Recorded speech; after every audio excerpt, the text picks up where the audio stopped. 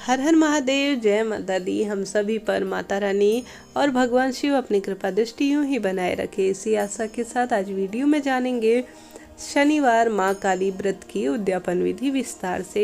इससे पहले मैंने आप सभी को कैसे करें, कब से आरंभ करें, पूजा विधि, मंत्र जाप इत्यादि संपूर्ण जानकारी दी गई है। डिस्क्रिप्शन में इसका लिंक मैं दे दूंगी। सबसे पहले माफ़ी मांगना चाहूँगी मेरी बहुत अच्छे सब्सक्राइबर से, जिन्होंने बहुत दिनों से उन्होंने रिक्वेस्ट की थी यह वीडियो देने के लिए, मैं ना दे पाई कारणवश।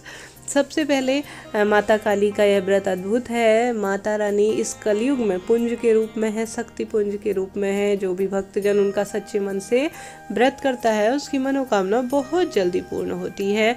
यह व्रत जो है संकल्प के साथ 9 दिन किया जाता है, अर्थात 9 शनिवार किया जाता है। अद्भुत इस व्रत की महिमा कही गई है। संतान सुख हो, सुख समृद्धि हो, धन हो, शीघ्र विवाह हो या कोई भी आपके मन में माता रानी की आप बिना किसी कामना के भी सेवा करना चाहते हैं तो उनके व्रत निरंतर जीवन पर्यंत कर सकते हैं। इससे पहले उद्यापन विधि कैसे करें पूरी जानकारी संक्षिप्त में आप सभी को देना चाहती हूँ। 3 तरीकों से आप उद्यापन कर सकते हैं। सबसे पहले सरल तरीका बताना चाहूँगी। 9 कन्याओं को आप जो है घर पर बुलाकर उनका विधि विधान से जिस तरह से कन्या पूजन किया जाता है, उनको काले चने, काले वस्त्र या कोई भी आपसे संभव ना हो काला थोड़ा सा इस तरह से देखा जाता है तो सिंपल आप माता रानी को काला रंग का श्रृंगार उद्यापन के दिन कर दे। काली चूड़ियाँ, चुन्नी इत्यादि उन्हें अर्पित कर दे। परंतु कन्याओं को बुलाकर आप जिस तरह से कन्या पूजन करती हैं उस तरह से कन्या पूजन करके उनको विदा कर दे। उससे पहले आप सभी को उद्यापन के दिन जब 9 दिन पूर्ण हो जाए, 10वां दिन, 9 दिन का आपने संकल्प लिया है वह पूर्ण हो जाए तो 10वें दिन आप सभी को उद्यापन करना चाहिए।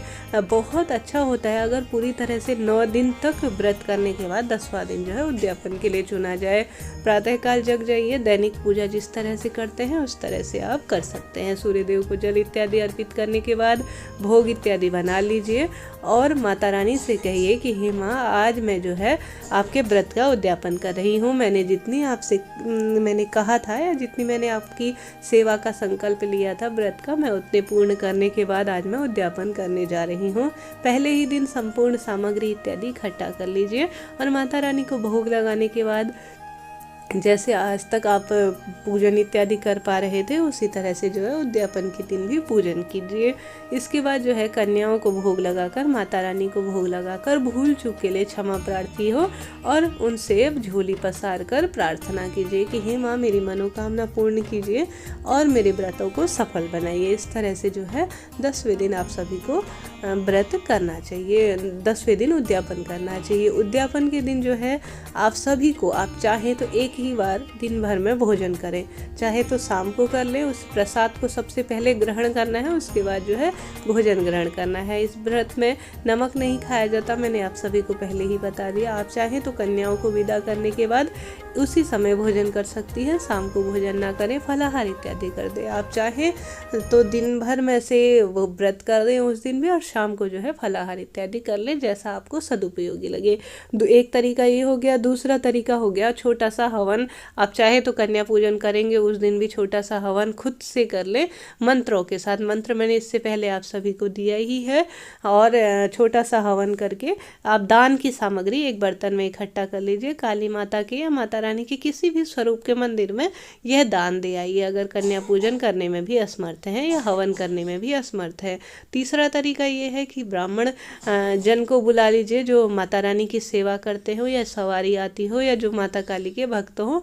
जैसे भी माता रानी के किसी भक्त या पुजारी या ब्राह्मण को बुलाकर उन्हें जो है भोजन करवा कर आप उन्हें वस्त्र इत्यादि दान कर सकते हैं। काले रंग का कर सके तो बेहद उत्तम है, जैसे कि माता रानी को काला रंग बेहद प्रिय है। इस तरह से जो है उद्यापन की यह प्रक्रिया होती है। ब्राह्मण को बुलाकर, पुजारी को बुलाकर भोजन करवाकर उन्हें जो आपसे बन पड़े दान दे दीजिए और उन्हें प्रणाम करके विदा कर दीजिए। संभव हो तो इस दिन काले रंग की वस्तुएं, माता के स्वरूप का कोई भी मंदिर हो, शीतला माता मंदिर हो या कोई भी माता के 9 रूपों में इन्हें भी माना जाता है। तो ऐसे में आपकी इच्छा अनुसार वहाँ पर जाकर जो आपसे संभव हो सके उसे आप दान में दे दीजिए।